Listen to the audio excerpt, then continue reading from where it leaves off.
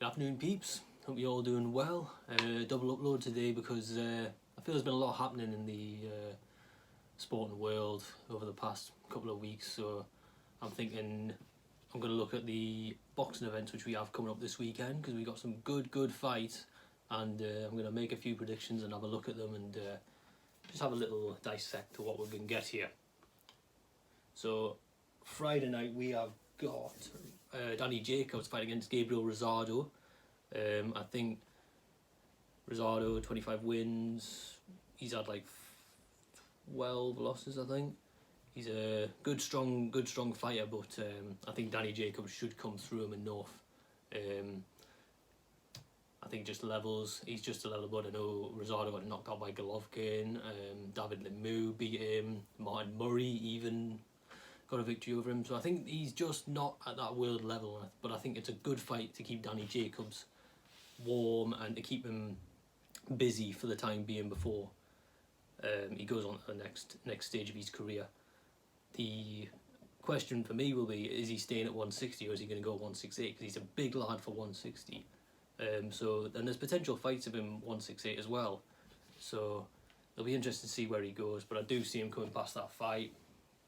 I think he'll get a late stoppage, maybe. Certainly a points win. On that card, there's some other good names, Ndongo and people like that. So that's a good little starter to this kind of good boxing weekend we have. Then of course we have, Demetrius Andrade was meant to be fighting Harrison before he caught COVID, which is a shame because I've always been kind of like, I don't really know what Andrade's been doing recently. You know, he's kind of disappeared into obscurity. He was meant to have that fight with Billy Joe Saunders before Billy Joe Saunders popped, and yeah, since that we've not really heard much from him. He's one of those guys where I am genuinely intrigued because I think he's a proper talent, Andrade. I'd love to see him against Billy Joe again. I'd love to see him in there against Canelo or Golovkin, even Derevyanchenko or someone like that. He needs names on his resume, and he's a world champion, you know. So it'll be interesting to see if they can get him. He's going to be fighting tomorrow as well, I think. So it'll be interesting to see if he can, how he bounces back from that. Then the biggest fight we have is, of course, this Mike Tyson versus Roy Jones exhibition fight, which, when it was announced, I think it was when you saw the clips of Mike doing the pads back in June, I think it was, July, that broke the internet. Literally became the most talked about thing by a mile. So it'll be interesting to see how it goes. They've all these like rules where they've got extra gloves, there's no official judges, there's no I don't think they can even try and knock their opponent out. I mean, it's like, good luck trying to tell Mike Tyson not to knock someone out. That's not going to happen. But I think we have to look at this fight and realise we are looking at two boxers who are way past their best. Way. I mean, Mike Tyson was at his best in the 1980s and Roy was at his best in the 90s. And the last legit fight that Mike Tyson had was in 2005, where he got beaten by Kevin McBride. He hasn't been a legit fight since 2005. Whereas Roy has been active throughout the 2010s, and he had his last fight in 2018. So if I was a betting man and I had to put money on who I thought was going to come out on top in that fight, I'd be going for Roy. You know, he's been more active. They're the same, I think they're the same age as well. I think they're both 54, 53. So it's interesting, but I have to go for the guy who's been more active recently, and that has been Roy, because he had a fight 2 years ago, whereas Mike Tyson had one 14 years ago, 15 years ago, something like that. It's just a fact for me, really. I don't know if VADA would have anything to do with this fight, if there's going to be any of the old drug testing, but yeah, I'm still leaning towards Roy, even though I love Mike Tyson. He's my favourite boxer of all time, but I've just got to lean towards Roy because Mike's just been out of the game too long from just in my view. Let me know what you guys think. And then of course we have got probably the most perplexing fight, the one which I genuinely cannot decide on, is Dubois versus Joyce. Daniel Dubois with Joyce. This is a fight I am genuinely buzzing for. This is the most exciting fight I've seen in a while, and it is a fight where I am genuinely split right down the middle in who I think is going to win. I can't decide. Because you've got youth versus experience. A bit like in football, you know, you can have a very experienced team not on form, but you can have a young team on form but no experience. Let's just have a look at this. Try and look at some statistics if I can. 1 second.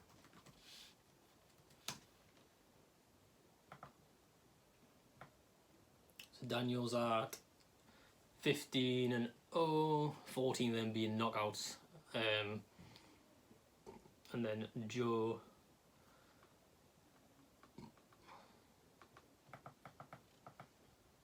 is 11-0 with 10 knockouts. So both of them have got a 90% knockout rate. They're both kind of upcoming prospects, only you could argue that age is on Daniel Dubois' side, being that he's only 23, whereas Joe is 35.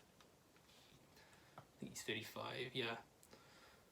And I mean, but also going on records, if we're looking at records here, Joyce has got Bermain Stavern, Ustinov, Bryant, Jennings. I mean, they're not great. All those are kind of tomato can fighters, but they're still names, at least. Daniel Dubois has no one, apart from maybe Nathan Gorman.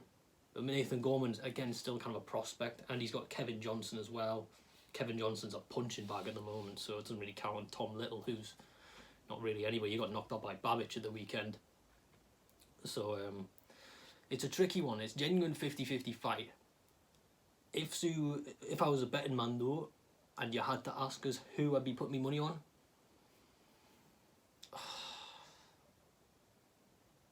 I'm gonna go with Daniel Dubois, just purely based on young talent.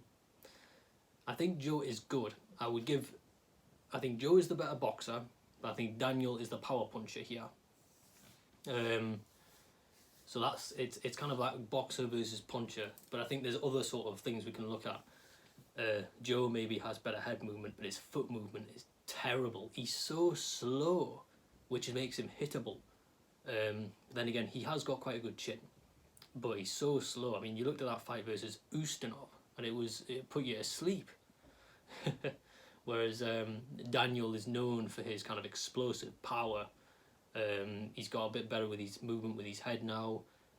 He's doubling up on the jab. He's really improved. I think ever since the Gorman fight we watched him get better, but he's not been in with that great opponents. But I think this could be the fight that projects him. It'll be like Daniel Dubois has arrived. This will project him into that maybe top 20 bracket of fighters, and he can maybe look to getting a Carlos Takam, for example, or a gatekeeper like that. So I think that this fight both fighters have got a lot to lose. I think Joe has more to lose because I think still with the age thing, I think time is on Daniel Dubois' side. But so I think Joe will be the one coming who's maybe more motivated, knowing that he's got more to lose. It's a long road back if he loses this. Daniel Dubois, it's a long road back as well, but he's got more time to make that comeback, whereas Joe hasn't because he entered the game late. So yeah, very, very exciting fight. I'm really looking forward to it. My money's on Daniel Dubois though. My money's on Daniel Dubois. Let me know what you guys think as well, because it's going to be a good weekend of boxing and a good weekend of sport. Finishing off on Sunday with the big game, Chelsea versus Spurs. And I'm really hoping Frank Lampard can pull out a win in that game. But here's hoping to a good weekend of sport. Looking forward to a good weekend of football and a good weekend of boxing. Peace.